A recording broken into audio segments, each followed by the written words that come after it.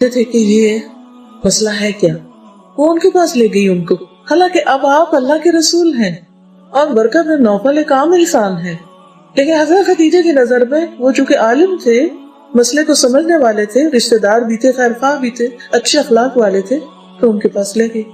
تو وہ جب ان کے پاس لی تو انہوں نے کیا کہا کہ یہ تو وہی ہے فرشتہ جو اس سے پہلے دوسرے کا نمبر پہ آتے تھے، so it's not unusual۔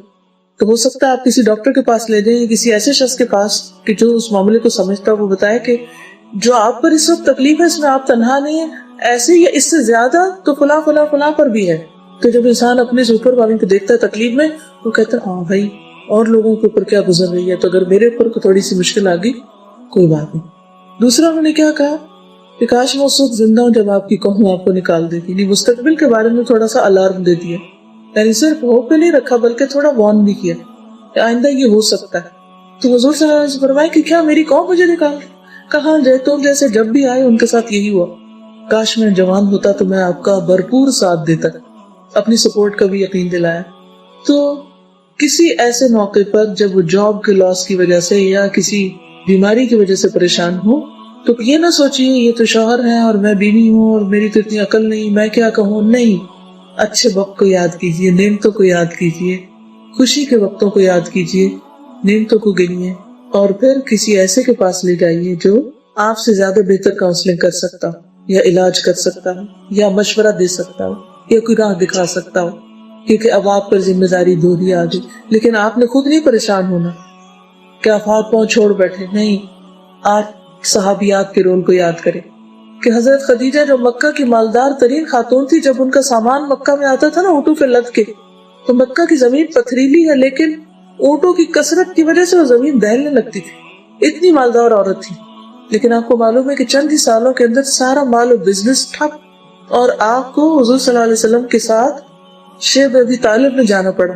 وہ ایسی گھاٹی تھی کہ جس میں کھانے کو کچھ نہیں ملتا تھا۔ حضرت خدیجہ وہاں بیمار پڑ گئی لیکن شوہر کو نہیں چھوڑا، 3 سال ساتھ رہی، حتیٰ کہ پھر آخر میں آ کے ان کی وفات بھی ہو گئی۔ تو ایک اچھی بیوی بنیے، شوہر کے لیے مددگار، اور اس کی فرسٹریشن اور اس کی تنگی اور تکلیف میں صرف اس کو بلیم نہ کیجیے کہ تم تو وہی نکمے اور تمہیں تو کچھ آتا نہیں، اور وہ بھول جاتے ہیں ہم وہ وقت جب وہ سب کچھ کر رہا تھا ہمارے لیے، اس پر ہمیں شکر گزار ہونا چاہیے، ٹھیک ہے۔ بعض خواتین اذان کے وقت یا تلاوت کے وقت سر پر دوپٹہ رکھ لیتی ہیں، ویسے روزمرہ زندگی میں سے ڈھانکنے کا اہتمام نہیں کرتی۔ کیا اذان تلاوت کے وقت دوپٹہ رکھنا ٹھیک ہے؟ غلط تو نہیں ہے، لیکن صرف اس وقت نہیں رکھے، باقی وقت میں بھی رکھے۔ اب سوال یہ پیدا کیوں رکھ؟ کیونکہ اللہ کا حکم۔ اب آپ کہیں کہاں لکھا ہوا ہے؟ قرآن میں لکھا ہوا ہے، کس جگہ لکھا ہوا ہے؟ سورۃ الاحزاب میں لکھا ہوا ہے، کون سی آیت ہے؟ 59 آیت ہے، پڑھ کے دیکھ لیجئے گا جا کے گھر۔ یا ایھا النبی قل لازواجک وبناتک ونساء المؤمنین، اے نبی صلی اللہ علیہ وسلم اپنی بیویوں، بیٹیوں اور مومن عورتوں سے کہیے، ساری مومن عورتوں سے، یدنین علیہن من جلابیبہن، اپنے چادریں اپنے اوپر سے لٹکانے، یعنی بڑی چادر گھر سے نکلنے وقت۔ اب یہ ایک ظاہر ہے کہ یہاں اگر آپ چادر لیں گے تو یہاں کے موسم میں وہ اڑ جائے گی یا وہ پردے کا مقصد نہیں پورا کرے گی، یا سردی کا موسم تو اس کو سی لیجیے، باندھ لیجیے، لیکن گھر کے کپڑوں میں نہیں نکلیے، کچھ اوڑھ کے نکلیے اوپر سے، کیونکہ اللہ نے آپ کی حفاظت کی ہے، آپ کی بیوٹی کی حفاظت کی، آپ پریشیس ہیں۔ اللہ تعالیٰ خود بھی اپنے آپ کو کسی کو نہیں دکھاتے، وہ چاہتے ہیں کہ اس کی مومن بندیاں بھی اپنے آپ کو چھپا کے رکھیں۔ ہم جانتے ہیں کہ رازق اللہ ہے، مگر پھر بھی پیسہ سیو کرنے کی شدید خواہش ہوتی ہے کہ فیوچر میں کام آئے گا۔ اگر اس سوچ کو کیسے ٹھیک کریں؟ کیا ہم پیسہ سیو کر سکتے؟ بالکل سیونگ کر سکتے، کیوں نہیں؟ اس میں آپ دیکھیے کہ اپنی ذات پہ خرچ کیجیے، بچوں پہ کیجیے، صدقہ کیجیے فی سبیل اللہ، اور اس کے ساتھ ساتھ کچھ سیونگ بھی کیجیے۔ یہ نہیں کہا گیا کہ سب کچھ ہی خرچ کر کے رکھ دو، کچھ سیونگ رکھنی چاہیے۔ نبی صلی اللہ علیہ وسلم نے فرمایا تم اپنی اولاد کے لیے کچھ چھوڑ کر مرو، اس سے بہتر ہے کہ بالکل فقیر چھوڑو اور وہ لوگوں کے آگے ہاتھ پھیلاتے رہے۔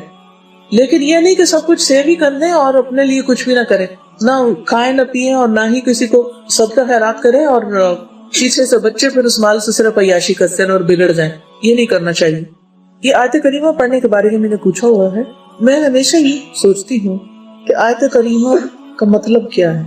اس کا مطلب لا الہ الا انت سبحانک انی کنت من الظالمین، اللہ کے سوا کوئی الہ نہیں، لا الہ نہیں کوئی الہ الا انت مگر تو ہی، اے اللہ تو ہی الہ، تو ہی میرا معبود ہے، سبحانک تو پاک، جو میرے ساتھ ہوا وہ تیرا کوئی زیادتی نہیں، ظلم نہیں، انی کنت من الظالمین، میں ظالم ہوں، اس سے غلطی میری ہے، تو مجھے معاف کر دے۔ تو جس پر مصیبت آئی ہے یا جو اپنے گناہ کا اقرار کرنا چاہتا ہے وہی پڑھے گا. کس کو پڑھنا چاہیے آیت کریمہ بتائیے؟